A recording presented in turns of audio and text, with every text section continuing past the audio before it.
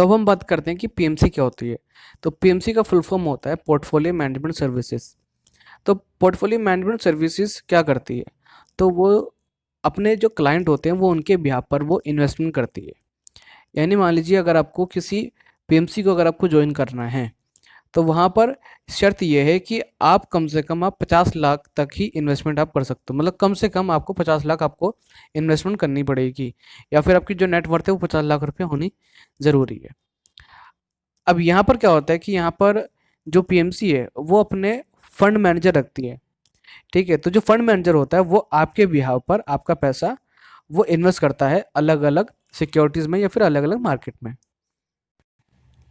अब क्वेश्चन ये उठता है कि जो फंड मैनेजर है ये कौन होता है?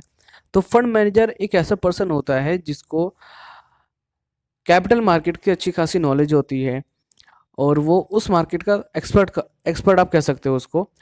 तो इसीलिए क्या आते हैं वो आपके बिहाव पर आपका पैसा मार्केट में इन्वेस्ट करता है। जैसे यहाँ पर एग्जांपल लेते हैं कि आपके पास कार है लेकिन आपको कार चलानी नहीं आती, तो आप क्या करते हैं, आप एक ऐसे पर्सन को आप हायर कर लेते हो जिसको कार चलानी आती है। तो वो क्या करता है, वो आपके बिहाव पर ही कार चलाता है। तो सेम एज यहाँ पर जो फंड मैनेजर है उसका काम होता है। तो फंड मैनेजर आपके बिहाव पे आपका पैसा कैपिटल मार्केट या फिर अलग अलग जो सिक्योरिटीज होती है उसके अंदर वो इन्वेस्ट करता है। तो जो पीएमसी होती हैं वो 4 टाइप की होती हैं। तो जो पहली हमारी जो पीएमसी है उसका नाम है डिस्क्रेशनरी पोर्टफोलियो मैनेजमेंट। तो अब इसमें क्या होता है कि इसमें एक फंड मैनेजर अपॉइंट होता है, और वो क्या करता है, वो आपके ब्याह पे इन्वेस्टमेंट इन्वेस्टमेंट करता है। यानी कि आपको बस पैसे देने की ज़रूरत होती है, और जो फंड मैनेजर है वो आपके ब्याह पे सारे डिसीजन लेता है और सारे इन्वेस्टमेंट करता है। लेकिन वही अगर हम बात करें नॉन डिस्क्रेशनरी पोर्टफोलियो मैनेजमेंट की, तो यहाँ पर थोड़ा सा उल्टा होता है। यहाँ पे क्या होता है कि जो फंड मैनेजर है वो आपको एडवाइस करता है कि आपको कहाँ कहाँ पे इन्वेस्टमेंट करनी चाहिए, और वो आपको बताता है कि हाँ, कि आप अपना पैसा यहाँ पे इन्वेस्ट कर सकते हैं, थोड़ा बहुत पैसा आप यहाँ पे इन्वेस्ट कर सकते हैं। तो यहाँ पर चीज़ें आपके हाथ में होती हैं, बस जो फंड मैनेजर होता है वो आपको एडवाइस करता है। अब हम बात करते हैं कि एक्टिव एक्टिव पोर्टफोलियो मैनेजमेंट ये क्या होता है।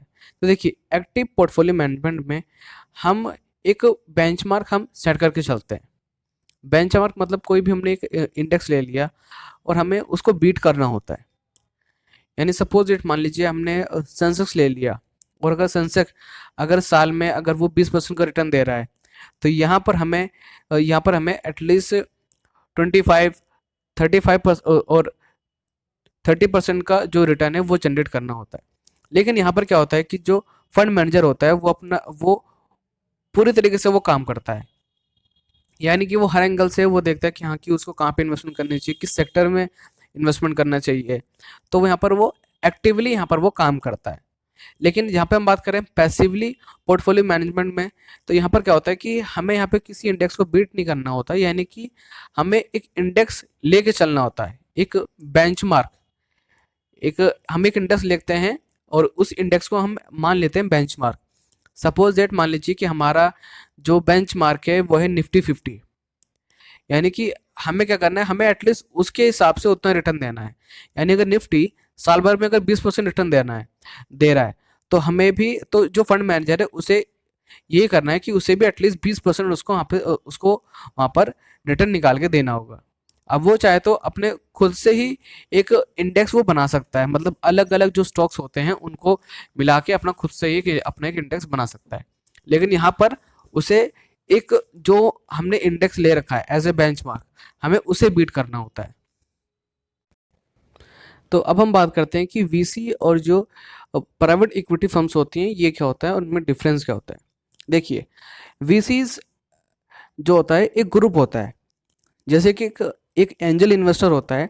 एंजल इन्वेस्टर एक ऐसा पर्सन होता है जो भी किसी भी स्टार्टअप में 1 करोड़ से 2 करोड़ तक वो अपना इन्वेस्ट करता है। लेकिन वीसी समझ लीजिए कि ऐसे लोगों का ग्रुप है, वीसी समझ लीजिए ऐसे लोगों का ग्रुप है। तो जो वीसीज होते हैं वो स्टार्टअप में इन्वेस्ट करते हैं। तो ये क्या होता है, ये पूरा ग्रुप होता है। तो यहाँ पर क्या होता है कि जो इन्वेस्टर्स होते हैं वो अपना पैसा ग्रुप को देते हैं, और ग्रुप और या तो पूरा ग्रुप या फिर उसके जो मेन जो पर्सन्स हैं, जो डिसीजन मेकर है, वो अपना वो सारा पैसा वो किसी एक स्टार्टअप में या फिर किसी 2 या फिर 3 स्टार्टअप में वो इन्वेस्ट करते हैं। वैसे आमतौर पे ये 3 से 4 स्टार्टअप में अपना पैसा इन्वेस्ट करते हैं और इनका टारगेट ये होता है कि एटलीस्ट 5 से 10 साल के अंदर उस स्टार्टअप से अच्छा खासा रिटर्न निकाला जाए और वहाँ से एग्जिट लिया जाए। आमतौर पे जो वीसीज होते हैं उनका मेन टारगेट ये होता है कि जिस भी स्टार्टअप में वो इन्वेस्ट कर रहे हैं उसका आईपीओ जल्दी से जल्दी आए और उनको अच्छा खासा वैल्यूएशन मिले, ताकि जो भी पैसा उन्होंने इन्वेस्ट करा है उस पर उन्हें अच्छा खासा रिटर्न मिले। वहीं अगर हम बात करें प्राइवेट इक्विटी फर्म्स की, तो ये क्या करते हैं, ये प्राइवेट जो कंपनीज होती हैं ये उसके अंदर इन्वेस्टमेंट करते हैं। तो यानी कि हम ये कह सकते हैं कि जो वीसीज होती है वो पूरे स्टार्टअप में, और प्राइवेट इक्विटी फर्म्स यानी कि जो थोड़ा बहुत वो चल रही है, मतलब वो अभी एक नॉर्मल एज में है, तो ये उनमें इन्वेस्ट करती हैं। तो अब मैं इनके बारे में आपको क्यों बता रहा हूँ?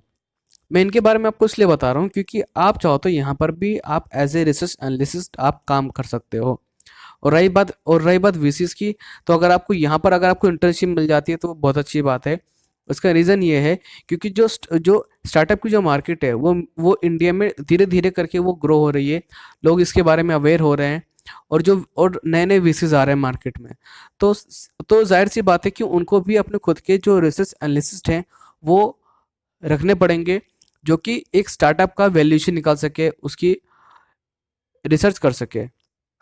Same as private equity firms की, तो यहाँ पर भी क्या आते हैं, एक रिसर्च एनालिस्ट की जो एक प्रोफाइल है यानी कि एक पोजीशन है उसकी भी काफ़ी वैल्यू है। तो अगर आप एक रिसर्च एनालिस्ट बनना चाहते हो तो इस 2 एरिया पे आप ज़रूर फोकस करें।